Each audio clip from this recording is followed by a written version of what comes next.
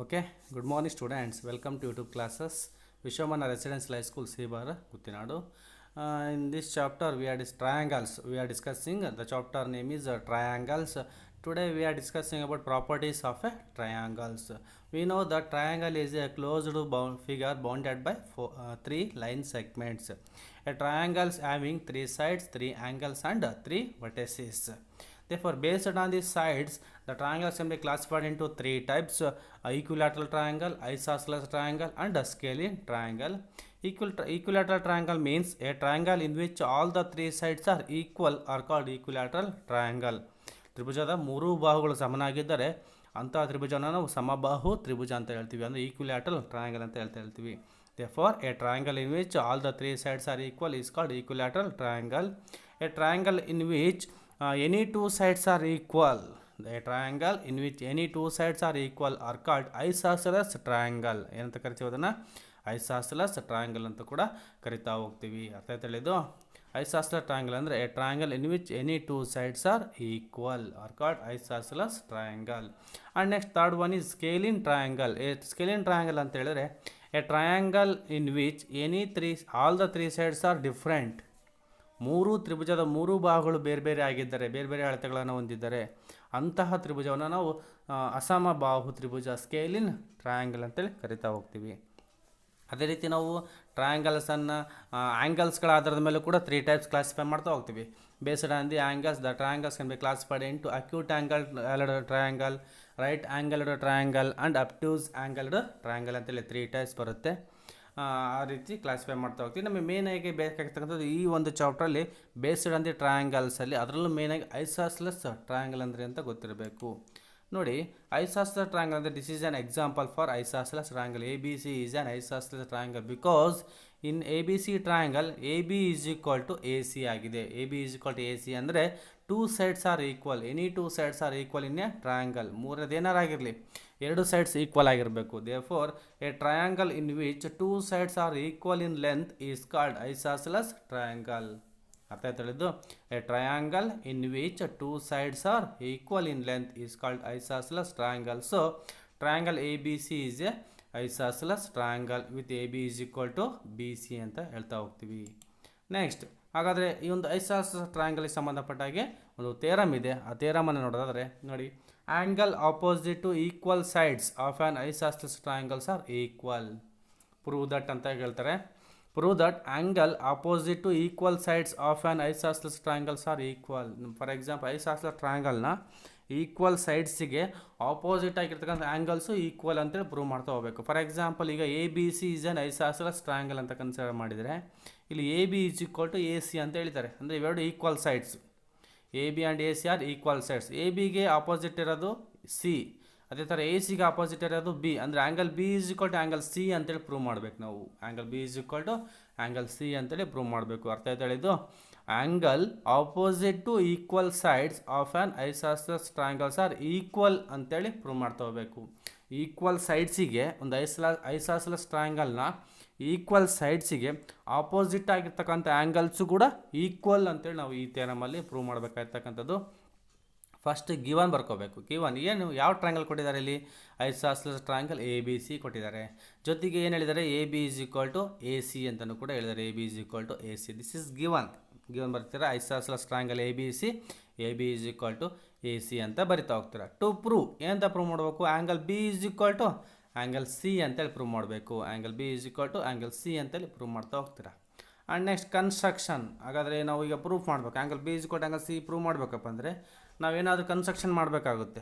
ಟ್ರಯಾಂಗಲಲ್ಲಿ ಏನಾದರೂ ಕನ್ಸ್ಟ್ರಕ್ಷನ್ ಮಾಡಬೇಕಾಗುತ್ತೆ. ಏನು ಕನ್ಸ್ಟ್ರಕ್ಷನ್ ಮಾಡೋದಾಗಾದರೆ, draw a bisector of angle A intersecting B C at D A ಅಂತ ಹೇಳಿದರೆ, ನಿಮಗೆ ಆಲ್ರೆಡಿ ಬೈಸೆಕ್ಟರ್ ಅಂತ ಗೊತ್ತಿದೆ. ಆ್ಯಂಗಲ್ ಬೈಸೆಕ್ಟರ್ ಅಂದರೆ it is a line the divides an angle into two equal angles ಅಂತ ಹೇಳ್ತಾ ಹೋಗ್ತೀವಿ.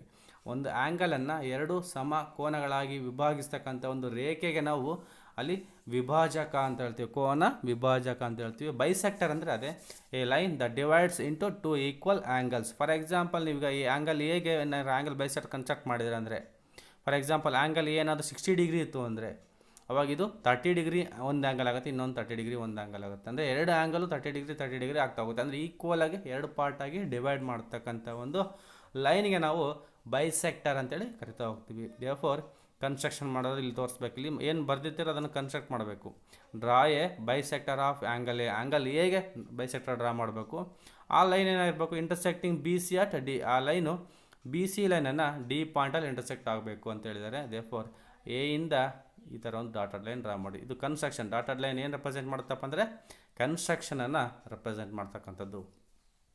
ಪ್ರೂಫ್. ನೆಕ್ಸ್ಟ್ ಫೋರ್ತ್ ಸ್ಟೆಪ್ ಏನಪ್ಪ ಅಂದರೆ ಪ್ರೂಫ್. ನೋಡಿ ಇಲ್ಲಿ ನಿಮಗೆ 2 ಟ್ರಯಾಂಗಲ್ಸ್ ಕಾಣ್ತವೆ. ಕನ್ಸ್ಟ್ರಕ್ಷನ್ ಮಾಡಿದಾಗ 2 ಟ್ರಯಾಂಗಲ್ಸ್ ಡಿವೈಡ್ ಆಯಿತು. ಒಂದು ಟ್ರಯಾಂಗಲ್ ಏನಾಯಿತು, 2 ಟ್ರಯಾಂಗಲ್ ಡಿವೈಡ್ ಆಯಿತು. ಒಂದು ಎ ಬಿ ಡಿ, ಇನ್ನೊಂದು ಅಥವಾ ಬಿ ಎ ಡಿ ಅಂತಲೂ ಕೂಡ ಕರಿತೀವಿ, ಇನ್ನೊಂದು ಸಿ ಎ ಡಿ ಅಂತಲೂ ಕೂಡ ಕರಿತೀವಿ. 2 ಟ್ರಯಾಂಗಲ್ಸನ್ನು ಡಿವೈಡ್ ಆಯಿತು. ಈಗ ನಾವು first consider these 2 triangles in triangle BAD and triangle CAD. in triangle BAD and CAD comparison ಮಾಡ್ತಾ ಹೋಗ್ಬೇಕು ಅವೆರಡು ಟ್ರಯಾಂಗಲನ್ನು. ಕರೆಸ್ಪಾಂಡಿಂಗ್ ಪಾರ್ಟ್ ಯಾವ ಈಕ್ವಲ್ ಇದ್ದಾವೆ, ಕರೆಸ್ಪಾಂಡಿಂಗ್ ಸೈಡ್ಸ್ ಯಾವ ಈಕ್ವಲ್ ಇದ್ದಾವೆ, ಕರೆಸ್ಪಾಂಡಿಂಗ್ ಆ್ಯಂಗಲ್ಸ್ ಯಾವ ಈಕ್ವಲ್ ಇದ್ದಾವೆ ಅಂತೇಳಿ ತೋರಿಸ್ತಾ ಹೋಗಬೇಕು. ಇನ್ನು A B is equal to A ಸಿನ A B is equal to A C given ಅಂತ ಬರೀತೀರ. Next B A D is equal to C A D ಅಂತ ಬರೀತೀರ. ಬಿಕಾಸ್ ಈ ಆ್ಯಂಗಲ್ ಎಷ್ಟಿರುತ್ತೋ ಇದು ಕೂಡ ಅಷ್ಟೇ ಇರುತ್ತೆ ಅಂತ ನಿಮ್ಗೆ ಆಲ್ರೆಡಿ ಗೊತ್ತಿದೆ. ಬಿಕಾಸ್ ಎ ಡಿ ಅನ್ನೋದು ಏನಿದು bisector of angle A. Construction ಮಾಡಿದ್ದೀರಾ, ಹಾಗಾಗಿ ಅದು ಈಕ್ವಲ್ ಪಾರ್ಟ ಡಿವೈಡ್ ಮಾಡ್ತಾ ಅಂತ ಹೇಳಿದ್ದೆ. ಹಾಗಾಗಿ therefore angle B A D is equal to angle C A D ಅಂತ ಬರ್ಕೋಬೋದು ಬೈ ಕನ್ಸ್ಟ್ರಕ್ಷನಿಂದ ಅದನ್ನು ನಾವು ಬರ್ಕೊಳ್ಬೋದು. Next A D is equal to A D. ಎರಡು ಟ್ರಯಾಂಗಲ್ಗೆ ಎ ಡಿ ಅನ್ನೋದು ಕಾಮನ್ ಸೈಡ್ ಇದೆ ನೋಡಿ. ಎರಡು ಟ್ರಯಾಂಗಲ್ಗೆ ಎ ಡಿ ಅನ್ನೋದು ಕಾಮನ್ ಸೈಡ್ ಇರೋದ್ರಿಂದ A D is equal to A D ಅಂತ ಬರೀತಾರೆ. ರೀಸನ್ ಬರೀಬೇಕಿಲ್ಲ, common side. Therefore A S A ಅಥವಾ S A S side angle side congruence rule ಪ್ರಕಾರ ದೀಸ್ 2 ಟ್ರಯಾಂಗಲ್ಸ್, ಎರಡು ಟ್ರಯಾಂಗಲ್ಸ್ ಏನಾಗ್ತವೆ ಹಾಗಾದರೆ ಕಾಂಗ್ರೆಂಟ್ ಆಗುತ್ತೆ. Therefore triangle B A D ಕಾಂಗ್ರೆನ್ಸ್ triangle C A D ಅಂತೇಳಿ ಬರಿತಾ ಹೋಗ್ತೀರಾ. Triangle B A D ಕಾಂಗ್ರೆನ್ಸ್ triangle C A D ಅಂತಂದರೆ ಬೈ ರೀಸನ್ ಬರೀಬೇಕು, by S A S congruence rule. S C S congruence rule ಪ್ರಕಾರ ಎರಡು triangles ಏನಾಗ್ತಾ ಹೋಗ್ತಾ ಹಾಗಾದರೆ ಕಾಂಗ್ರೆನ್ಸ್ ಆಗುತ್ತೆ. ದೇರ್ಫೋರ್ ಎರಡು ಟ್ರಯಾಂಗಲ್ ಕಾಂಗ್ರೆಂಟ್ ಆದಮೇಲೆ thus angle B A D angle A B D is equal to angle A C D ಅಂತ ಬರ್ಕೋಬೋದಾ by C P C T. ಈ ಎರಡು ಟ್ರಯಾಂಗಲ್ ಕಾಂಗ್ರೆಂಟ್ ಅಂತ ಗೊತ್ತಾದಮೇಲೆ ಕರೆಸ್ಪಾಂಡಿಂಗ್ ಪಾರ್ಟ್ ಕೂಡ ಎಲ್ಲವೂ ಕೂಡ ಈಕ್ವಲ್ ಆಗಿರಲೇಬೇಕು. ದೇರ್ಫೋರ್ ಆ್ಯಂಗಲ್ ಎ ಬಿ ಡಿಗೆ angle A C D equal ಆಗಿರುತ್ತೆ. ಇದರ ಅರ್ಥ ಏನು, angle B is equal to angle C ಅಂತೇಳಿ. Angle B is equal to angle C ಅಂದರೆ opposite angles, angle opposite equal sides of an isosceles triangle sir equal ಅಂತ ಹೇಳ್ಬೋದಾ.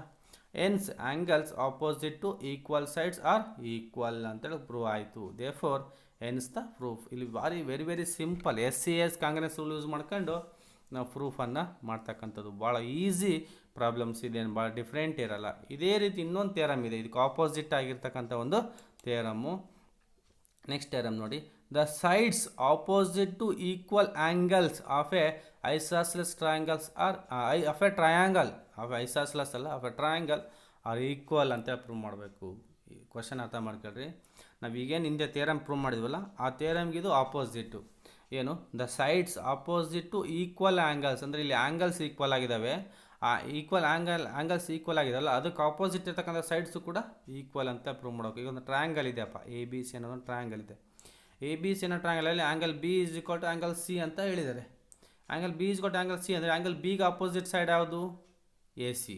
Angle ಸಿಗೆ opposite side ಯಾವುದು, ಎ ಬಿ. ಅಂದರೆ A B is equal to A C ಅಂತೇಳಿ prove ಮಾಡಬೇಕಾಗಿರ್ತಕ್ಕಂಥದ್ದು.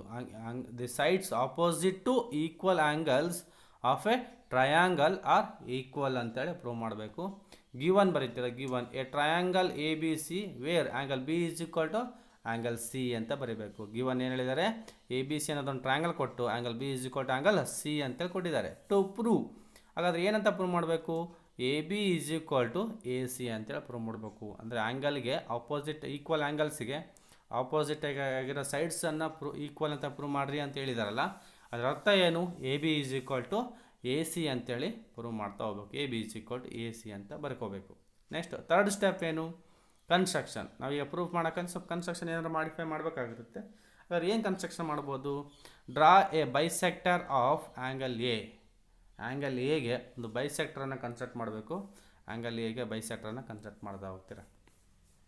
Draw a bisector of angle A intersecting B C or D. ಅಲ್ಲಿ ಏನು theorem 1ನಲ್ಲಿ ಯಾವ ರೀತಿ ನೀವು ಕನ್ಸ್ಟ್ರಕ್ಷನ್ ಮಾಡಿದ್ರು ಸೇಮ್ ಕನ್ಸ್ಟ್ರಕ್ಷನ್ ಮಾಡಬೇಕು. ಗೊತ್ತಾಯ್ತಲ್ಲ, ಬೈಸೆಕ್ಟರ್ ಅಂದರೆ it divides angle A into 2 equal angles ಅಂತ ಗೊತ್ತಾಗುತ್ತೆ. ಅಂದರೆ B A D is equal to C A D ಅಂತ ಗೊತ್ತಿರುತ್ತೆ ನಿಮ್ಗೆ already.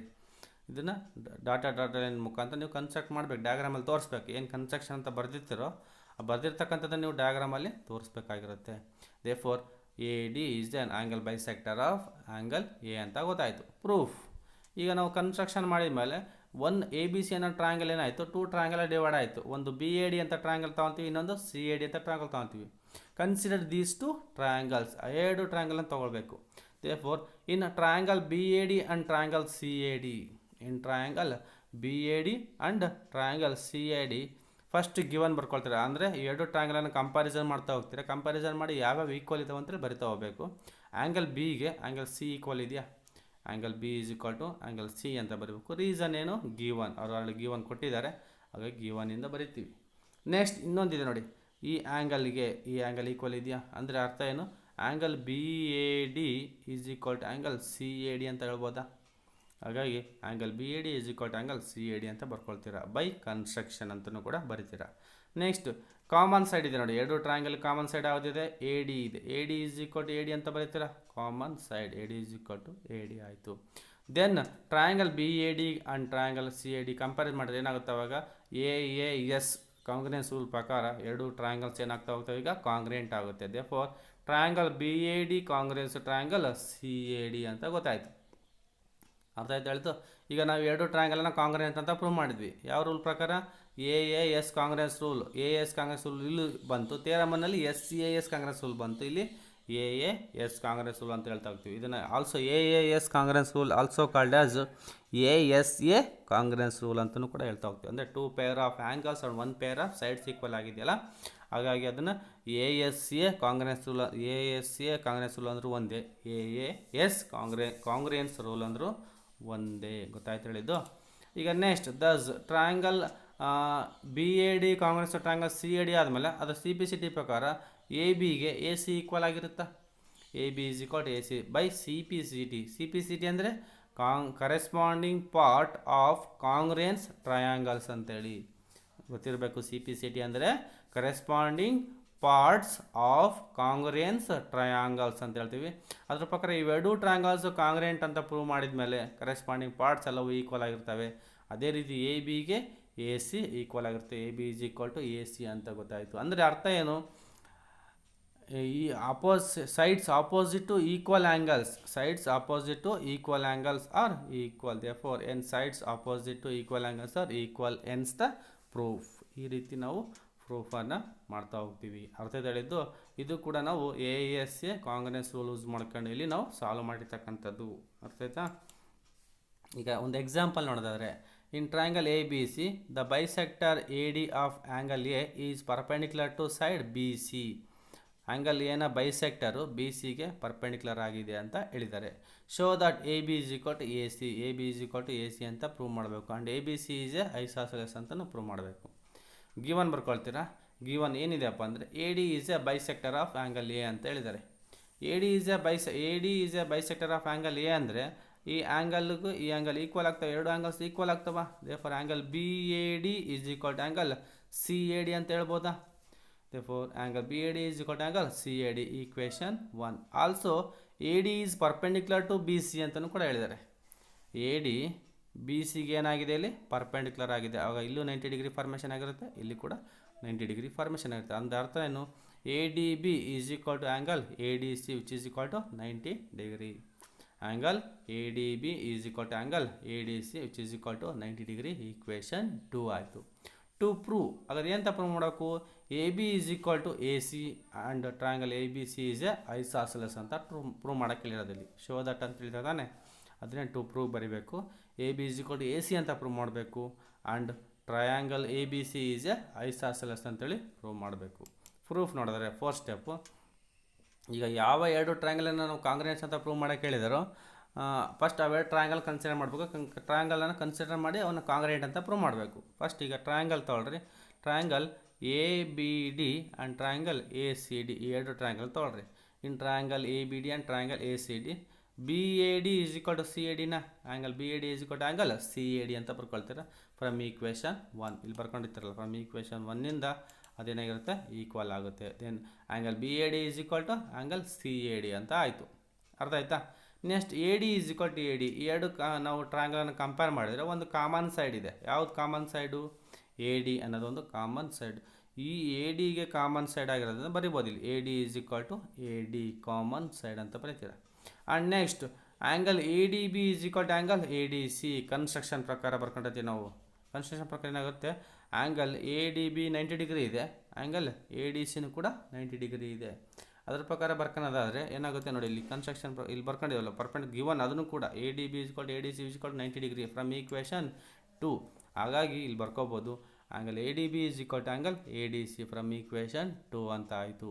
So triangle A B D and triangle A C D ಏನಾಯ್ತು ಅವಾಗ ಕಾಂಗ್ರೆಂಟ್ ಆಗುತ್ತೆ. Therefore triangle A B D ಕಾಂಗ್ರೆನ್ಸ್ triangle A C D by ಯಾವ rule? A S A congruence rule. A S A ಅಂದರೆ angle side angle ಕಾಂಗ್ರೆನ್ಸ್ rule ಅಂತ ಹೇಳ್ತೀವಿ. ಈ rule ಪ್ರಕಾರ ಅದು ಎರಡು ಟ್ರಯಾಂಗಲ್ ಕಾಂಗ್ರೆಂಟ್ ಆಯಿತು.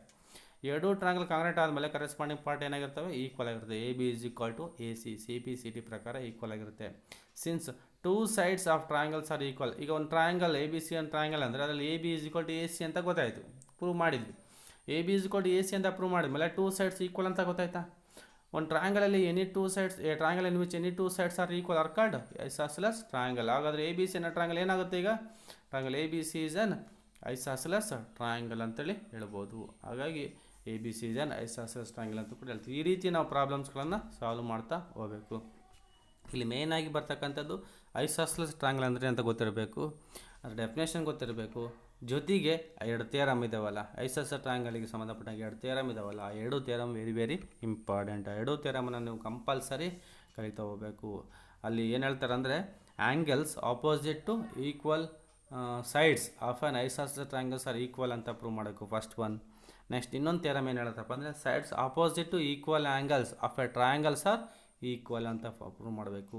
Sides opposite to equal angles of an triangles are equal ಅಂತೇಳಿ ಪ್ರೂವ್ ಮಾಡ್ತಾ ಹೋಗ್ತೀವಿ. ಇವು ಪ್ರಾಪರ್ಟೀಸ್ ಆಫ್ ಟ್ರಯಾಂಗಲ್ಸು. ಇದ್ರ ಜೊತೆಗೆ ನೆಕ್ಸ್ಟು ಇನ್ನು ಈಗ ನಾವು S A S congruence rule ಅಂತೇಳಿ ಕಲ್ತಿದ್ದೀವಿ. ಅದ್ರ ಜೊತೆಗೆ A S A congruence rule ಅಂತ ಕಲ್ತಿದ್ದೀವಿ. ನೆಕ್ಸ್ಟ್ ಈಗ S S S congruence rule ಅಂತ ಬರುತ್ತೆ. And next R H S congruence rule ಅಂತ ಬರುತ್ತೆ. And next properties angle sum property of a triangle ಅಂತ ಬರುತ್ತೆ.